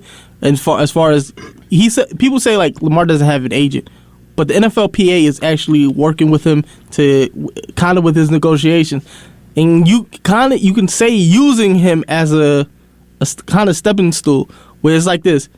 They're using Lamar in the fact that if he gets his fully guaranteed contract, it opens up it where multiple players can get fully guaranteed contracts at different positions. So they're trying to open up that gate, and I think it started with Kirk Cousins, and they hoped that it would continue. But when you had guys like Patrick Mahomes take the deal that he did, where it wasn't fully guaranteed, even on paper, it looks like Patrick Mahomes is getting this great deal. It's everybody knows that he took a really team friendly deal, so that kind of hurt the NFLPA's negotiation powers. So that what they're hoping with Lamar Jackson is that hopefully he gets that type of contract. Even DeMar Smith just released a statement talking about how the NFL owners are trying their best not to get this to happen. So in that sense, I say that he's working somewhat with the system as far as with the NFLPA. Like he's not just out there by himself. He actually has a machine behind him, the NFLPA. Well, I mean, what people are trying to say, though, is that the NFLPA isn't the same superpower as having an agent. An agent that, knows the system, can negotiate around certain things that the NFL will put in place. I think that's really the conversation. I mean, everyone knows it's not just Lamar Jackson and him alone. I mean, he has support from the NFLPA. He's getting advice from some, close confidants, obviously. And yeah, I think that you could say if he has a machine behind him, sure. But it's very clear that what he's up against, here's the collusion word again, it's certain things that are in place with the NFL in terms of upholding certain things that maybe might have gotten broke down with the Deshaun Watson thing. That's the real battle here. How much is that being seen as a precedent? NFL teams don't want to acknowledge that as a precedent because it's a fully guaranteed deal for somebody that got had 20 plus allegations against them. So it's a fully guaranteed deal, but when you look at some of the like how they're working with it now, they're currently trying to restructure that deal. Yeah, they have to restructure it every year just because they're going to be in cap hell if they don't. Every single year from now on. But I think it's working out perfectly fine not perfectly. I think it's working out well for Lamar without an agent. Look at all the money that he has made without one due to the fact of just waiting it out. I mean, listen, it's an interesting debate, but I did want to get to the last sound we have of RG3 talking about Lamar Jackson, so here it is. Lamar is worthy and deserving of a fully guaranteed deal because Deshaun Watson got that deal. And it's not that he's an outlier. It's the fact that Lamar Jackson has accomplished more on the field and he has a much cleaner track record off the field. I mean, that's everything I've been saying for the last couple months. Deshaun Watson never won an MVP. Lamar Jackson won an MVP. Deshaun Watson, where's the, everyone talks about Lamar Jackson's failure in the playoffs. What has Deshaun Watson done in the playoffs? I mean, we got to talk about that too. I mean, he has one playoff win. I mean, if you talk about merits on the field and whether you want to say, we don't want to acknowledge that deal because the Browns were tripping, giving Deshaun Watson that money, that's the precedent. The NFL, when it comes to paying these players, it's all about precedent. Why it's not the same here? Because Lamar Jackson, if he had an agent, would he have a better shot?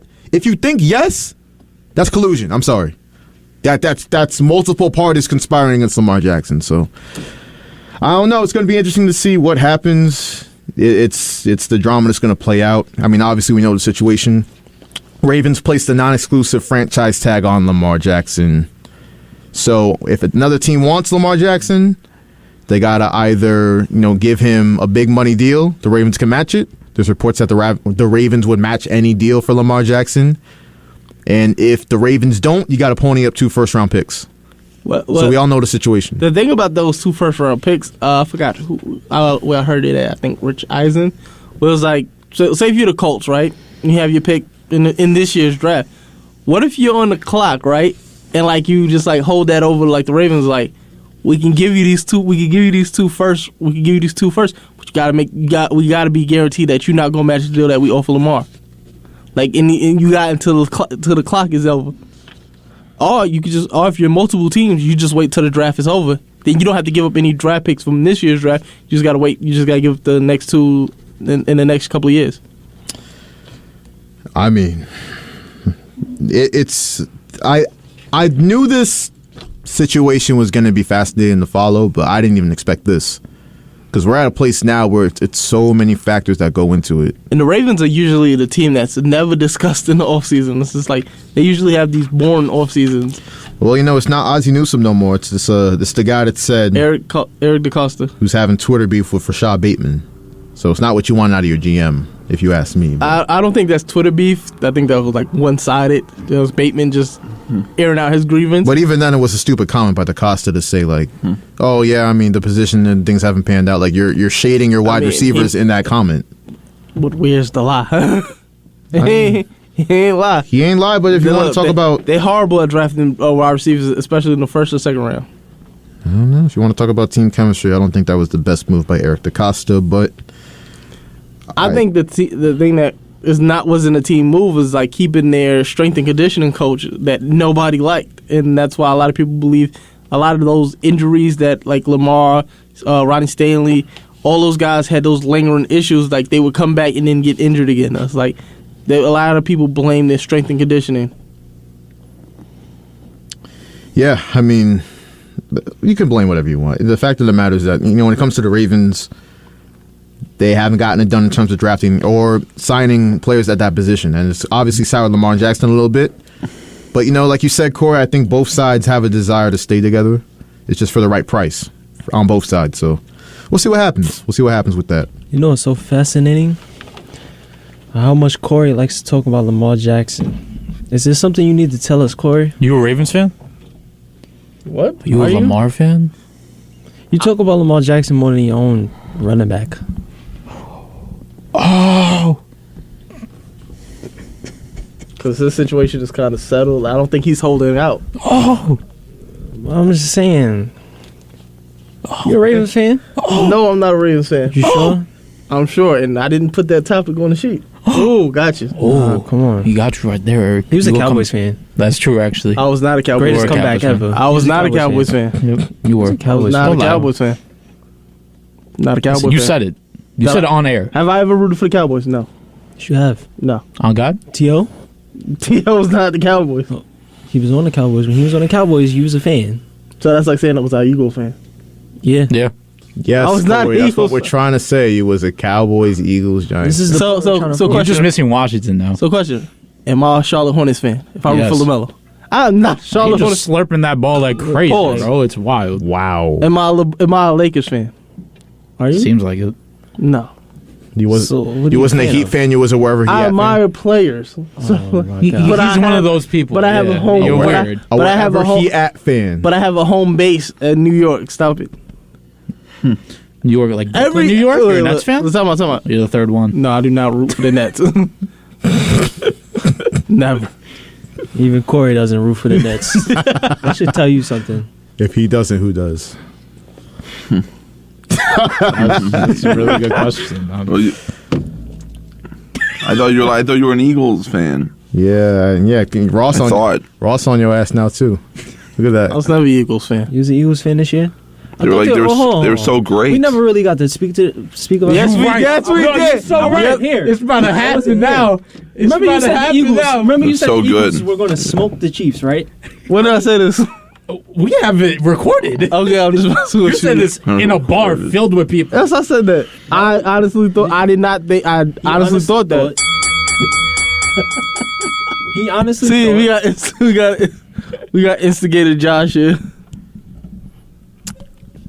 I stretch before I instigate. What you want me to say? the Chiefs went in,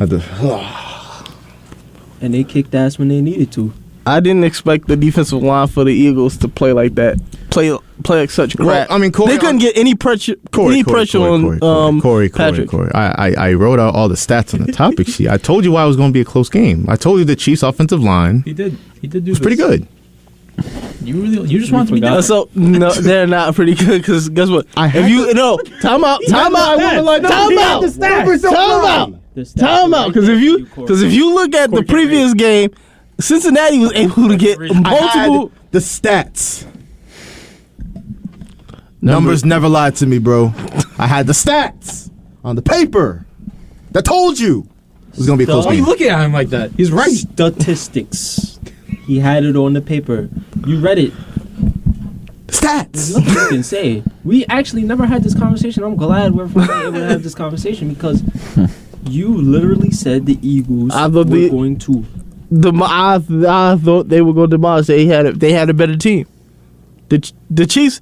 If you look at the Chiefs, I mean, be they honest. have a better team, but be honest. The Chiefs, outside of Patrick Mahomes and Travis Kelce, that was a rebuild team. What? Whoa. Hold on, bro.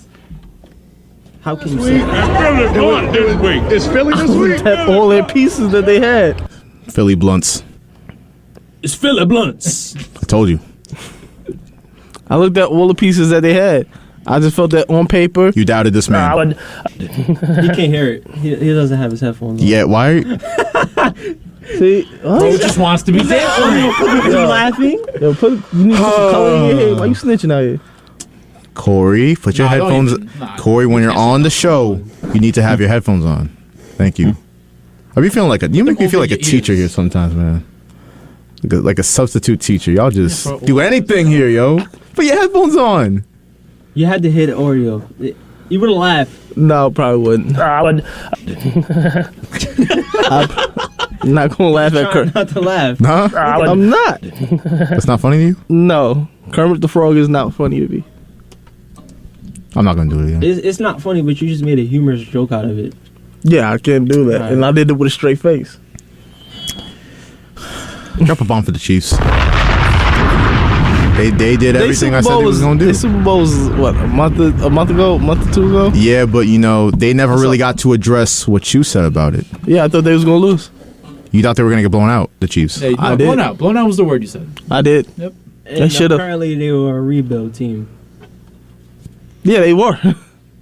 Okay. When you have Juju as the number one receiver, yeah, that's a rebuild team. Look at what he did, though. Look at what he did. What did he do? What Kadarius Toney did. Like Kadarius Toney did. He was solid. He was solid. But what you mean with the boo boo? Yeah, exactly. Boo boo. What you mean? What he do? He scored a touchdown. He didn't score a touchdown. He didn't score a touchdown. No. No. Marquez. No, it was Juju. No, Juju didn't score. Really? Oh no, it was number 10. Kadarius Toney. Oh yeah, Pacheco. Sky Moore scored. Yeah, Sky Moore and somebody else scored on identical plays. I think it was Juju. No, it wasn't Juju. Juju had like 2 catches in that penalty. That was it. Stop it. He ain't do too much in that game. I know it had wasn't 2 catches. How many catches he had? He had 7. How many yards? 53. All right. Kelsey had a touchdown. Oh, Kelsey Tony had a touchdown. Scott Moore had a touchdown. And Pacheco. Miles Sanders. You probably bet on Miles Sanders too. Nah, I actually had Scott Moore. I think I think the only person my bet would have went through if Marquez Scantling would have actually scored. Everybody else I needed to score. He did nothing that whole game. He ain't do nothing that whole game. He's just getting cardio. Yeah, he has 0 catches. But we know what's about to happen to Juju over in New England. He's about to be what? Another irrelevant receiver. He's already an irrelevant. Well, I tried. Sound it out. Nah, I'm not even gonna. He's garbage. That's my point. Exactly. As Adam Pac-Man Jones would say, trash. Hey, man. See what happens. Juju Smith-Schuster in New England. Mac Jones. Do y'all think the Chiefs gonna win it again next year? I'm not gonna bet against them. You already put him in the Tom Brady category with I can't bet against him. Yo, I can't believe you really said. This is another problem I got with you, Corey, because you sat up here on. Remember that show we did? You was right there. I was right here. There was nobody else. You said to me with a straight face that Tom Brady was tiers above everybody else at his position during his career. Peyton Manning wasn't close. Aaron Rodgers wasn't close. You told me that. You full of dumb takes. Who was close? Who was close? Say that again. Like he was that guy. Tom Brady was multiple tiers above, the same way Mahomes is right now. He was tiers above Peyton Manning, Aaron Rodgers. Tiers above? A whole tier above. He was clear. Clear. No. Yes. He is not more talented. Then who? Rodgers and Manning. Arm talent wise, you got No, talent in general. QB talent. Nah. No, you stupid. You don't watch football. Look, my guy. You old head and you can't even think straight. It's ridiculous. Who's the greatest quarterback ever, Corey? Tom Brady. I mean, he can say that, but he can't say he was tiers above everybody else. Peyton Manning and him was a conversation for years. Time out. Peyton Manning got drafted in what, 98? Yeah. 98? He didn't get to his first Super Bowl till 2000. Stop with the quarterback win! Stop! He didn't get I to don't want to hear quarterback wins. He didn't get to his first. He didn't get to his first. Enough with the quarterback wins. I'm tired of it. He didn't get to his first Super Bowl. Who cares? We're talking about quarterbacks. This is a team sport. A quarterback. It's 22 players on the field. Cut the mic.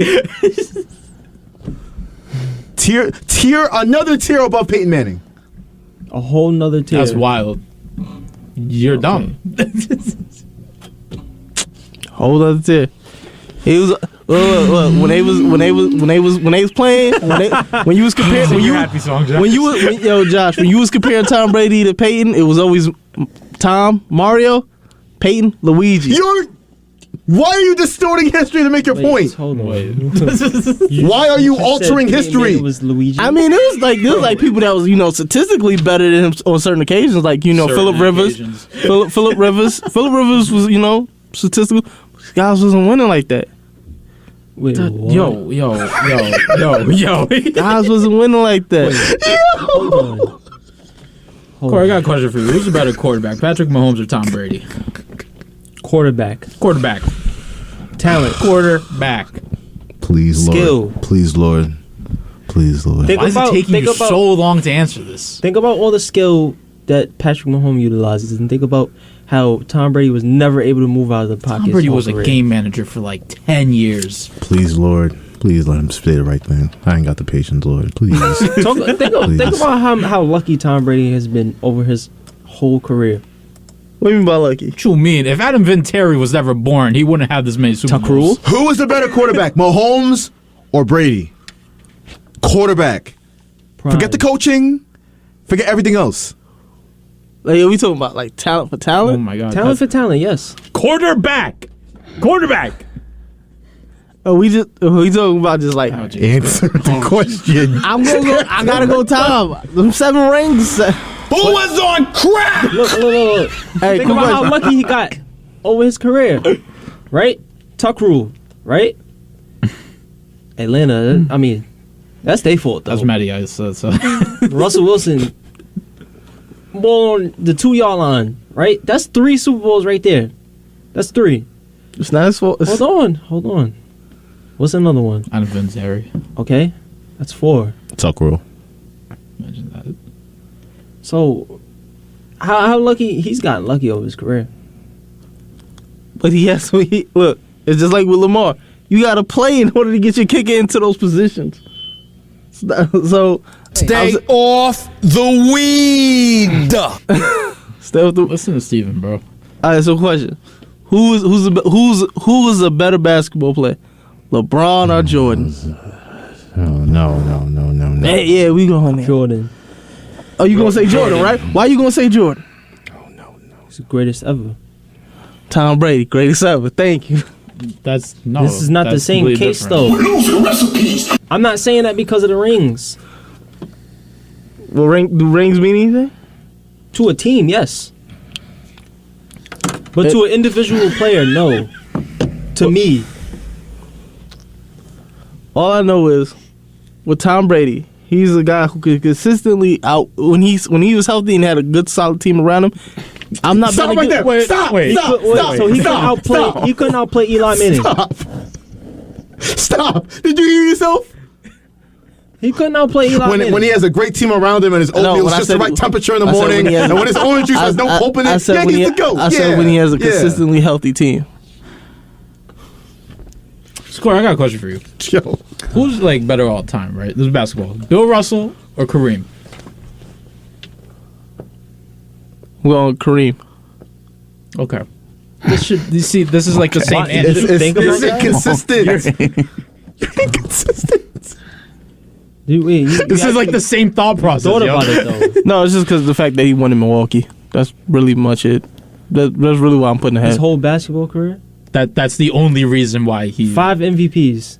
No. For me personally, like when you could do something like that that had never been done at that point, bring a dying franchise back.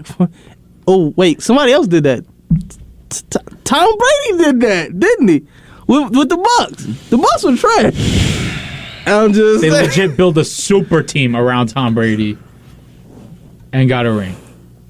You put any quarterback. You put Phillip Rivers in that team. They're winning a Super Bowl. Did you really just try to compare Kareem Abdul-Jabbar's Bucks to the Tampa Bay Bucks?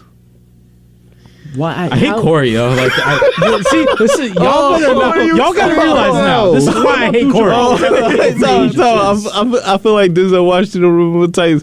Oh, it was fun just a minute ago. We was talking OJ and all that stuff. But now when we talking about, No, this is actually concerning. How's it concerning? You don't even know how you sound right now. Tom Brady's one. Tom Brady's. You got him stressed out. Look, I say this. Look, before he won. Before he won his 6th. I want to say when he won his 5th, probably.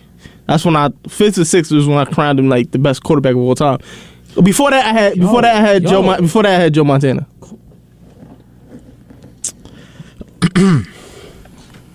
Dots.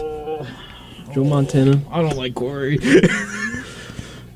Corey, you got the whole room needing enough Tylenol right now. We I'm just lost over the fact you said Tom Brady is a whole tier above Peyton Manning.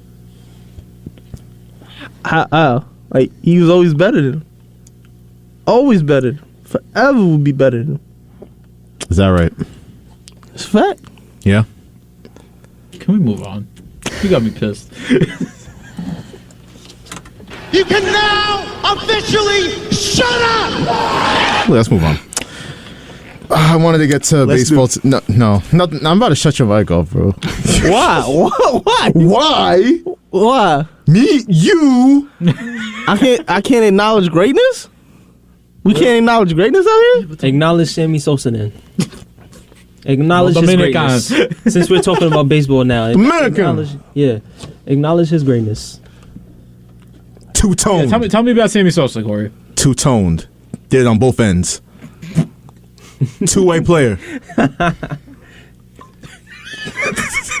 How he changed races like that? I don't know. Got a light-skinned friend. That was kind of crazy. Sammy Sosa got a dark-skinned friend. Two-way player, I mean. Best to ever do it. Paved the way for Shohei, man. It's great.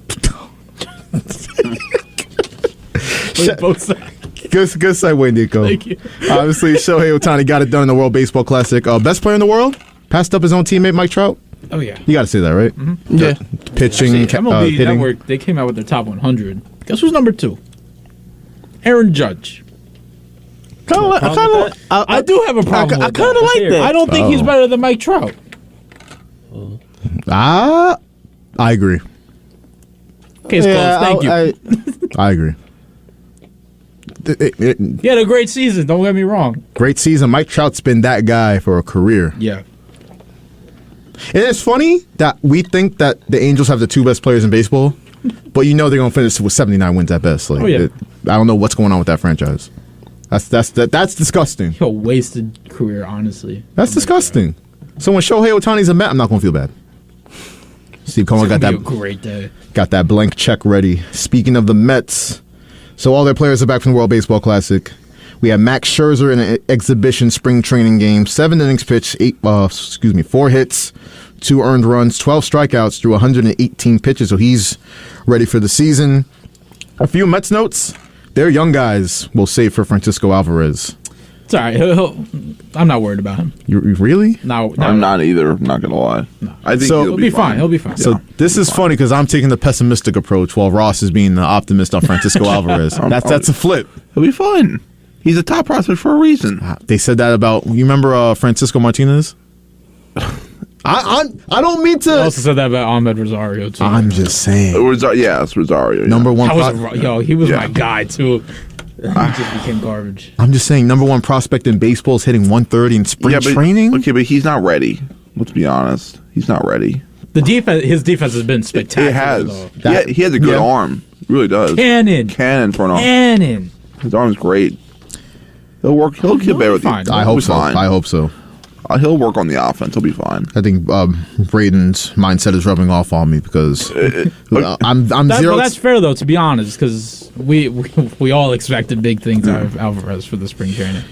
But I mean, it happens. But Ronnie Mauricio, he's going off. Beast. Brett Beatty, MLB ready today. Like that's great signs for the Mets prospects.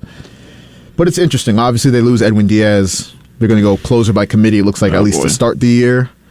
And we still have concerns about the lineup. Yeah. That's an Epler problem. That's not a Cohen problem. That's an Epler problem. They should have gone to bat. I mean, the fact that they're running back and they tried. They did with Correa. They tried. Yeah. I don't get mad at them for that. They did try. I mean, I'm concerned still because I know we're gonna. If the whole key is if they stay healthy. Starling Marte, if he stays healthy. Pete Alonso, if he stays healthy. Mark Canha, Eduardo Escobar, Luis Guillorme. Who had a great spring, by the way.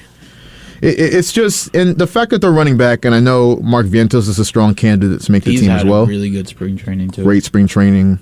The fact that they're going to run back Darren Ruff, who by the way had 2 hits the other day to raise his average to 185 in spring.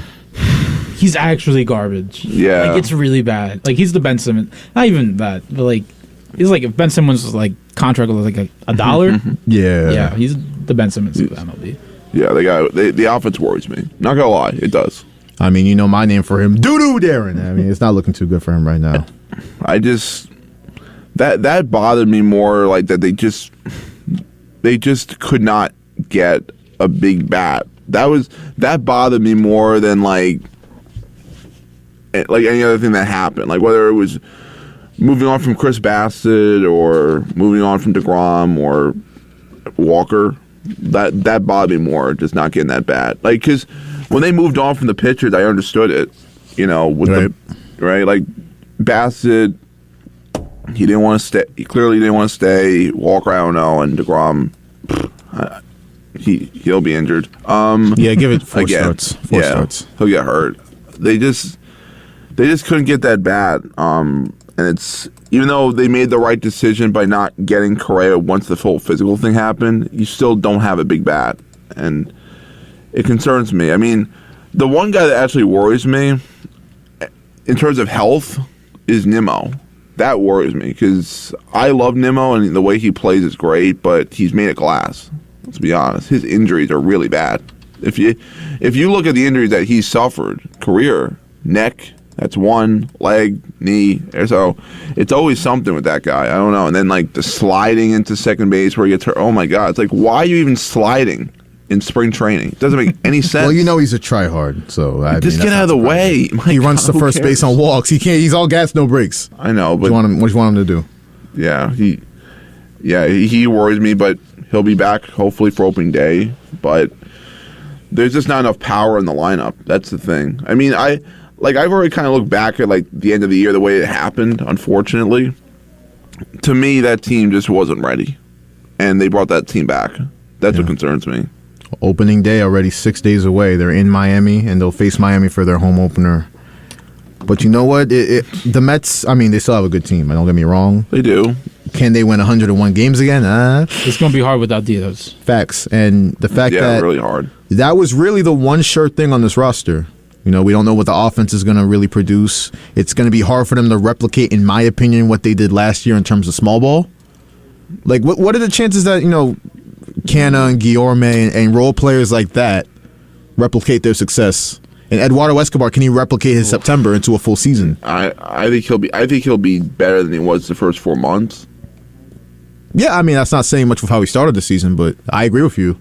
He'll be better than that. I think they're not going to be a team that, because there was a statistic last year, a metric, that they had a lot of weak contact last year, and that doesn't work. Yeah, that was the Spencer Strider stuff. It didn't work because the defense was going to adjust. So that worries me a little bit, not having enough power, but not having Edwin Diaz is concerning. And, you know, Robertson's a good closer, or he's a good reliever. He's had a great career, but I do wonder the ninth inning, if that doesn't go well, they'll probably get a closer. I just hope by that point it's not too late. They should have gotten Zach Britton. I mean, yeah, did he get scooped up by somebody?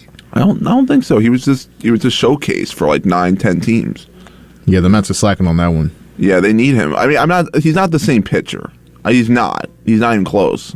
He's been hurt the last couple of years, and we've all seen the Mets get relievers like Dellin Betances. Remember that? That didn't work out. So like Dellin Betances. That didn't work. Maybe that's why they're not getting Britton. Maybe they think he's another Betances.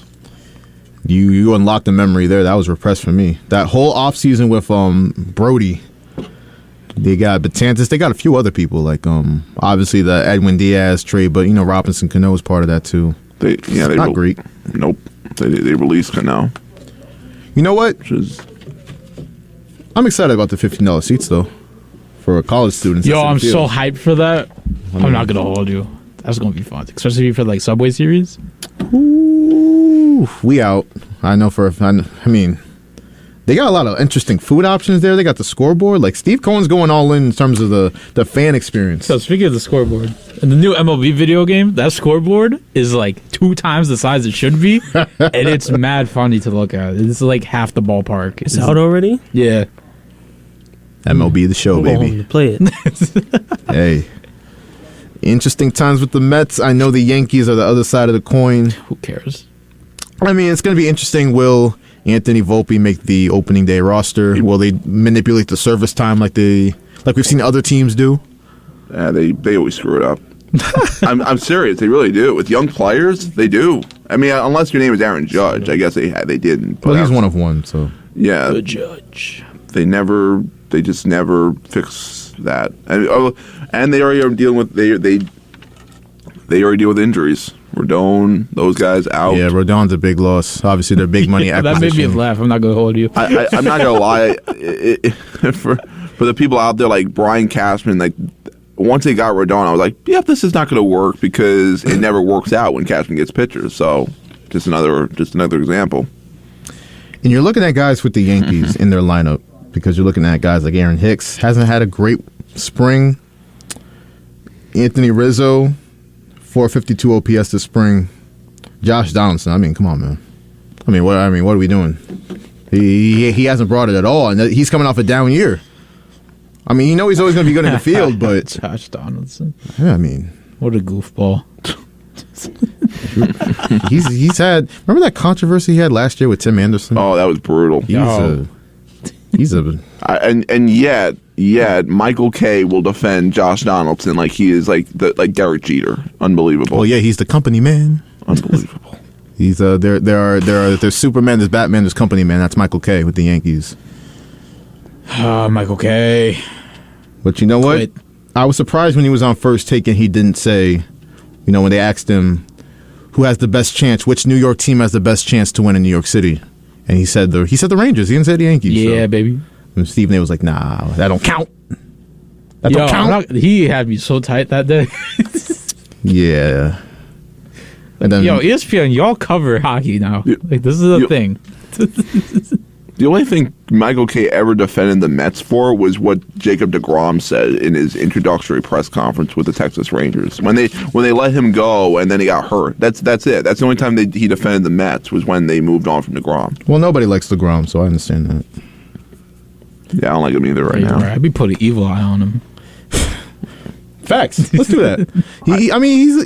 You saw him and people were saying it was overblown during last season, but when like a big play would happen and the Mets dugout was getting hyped up, Jacob deGrom was sitting there with his arms crossed, like. Yeah, that's what happened when Nimmo hit the homer against the Marlins. That gave him the lead. Like just a malcontent. Just.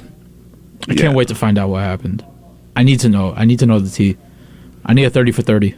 It's gonna come out eventually. He didn't like New York. He didn't like dealing with the media. He's with more of his people in Texas, so.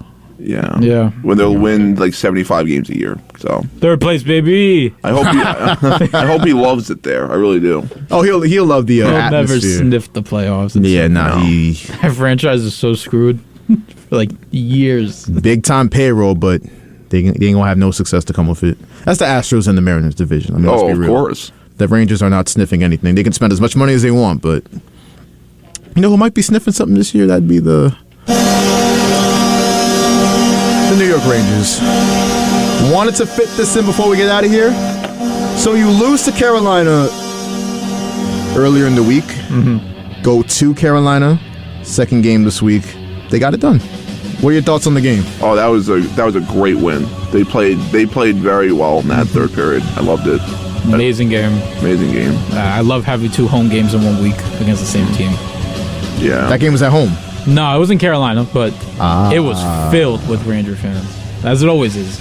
So, with Knicks fans, we call arenas, like, even though we lost in them, Orlando and Miami MSG South. Mm-hmm. Yeah. Yeah, I guess Carolina. We got mad MSG South. Yeah. Carolina, Florida, even Tampa. So, Rangers still own Carolina, huh? Always. Yeah. I mean, we'll lose to them a lot during the regular season. A couple seasons that happens, but in the playoffs? Yeah, that playoff series was the big time choke. It's all New York. That was disgusting. They really, the Rangers went out and got it, don't get me wrong, but Carolina. The Empire State Building taunt, man, stop. Yo, the biggest mistake they ever made was posting that on their Twitter. Listen, we saw it with the Eagles, we saw it with Carolina. Don't tempt the Empire State Building. Don't taunt it. Don't tempt fate, y'all. Yeah, that's that karma. Mm-hmm. So, the Rangers' next game tomorrow, they're at Florida. Should get that. Well, I'm not going to. I can't even be saying that because I said that before the Carolina game and they lost that one. Yeah, Ross is giving me the side. I'm not jinxing anymore. MSG team. You can't do that. The Knicks or the Rangers. Well, the Rangers, I don't know, but the Knicks, it's over. Like it's over. It's Thibodeau. It's over. Yeah, it's over. It's over. What you mean? We was bing-bonging and stuff last week. Oh my God. It's over that quickly? Why are Knicks fans like they rip on the team? You gotta give it up sometimes. At some point, just give it up. It's over. Just admit it's over. They're still the 5th seed. I don't care. It's over. Oh, no Brunson. It's over. It. It's like the commentary when it's a walk-off. It's over. Just like as sponsored by Joe Davis. It's over. It's Thibodeau. I believe. I believe. You believe? Did I not believe with the Giants? What happened? I'm kind of scared that. Well, some of the stuff you said today. At least you think OJ didn't do it. At least he. Yo, how did we just get back there? How did we get back there? Drop a bomb for OJ. Drop a bomb for the GOAT, Tom Brady. No, I wouldn't be doing. I will be doing no such thing, Corey.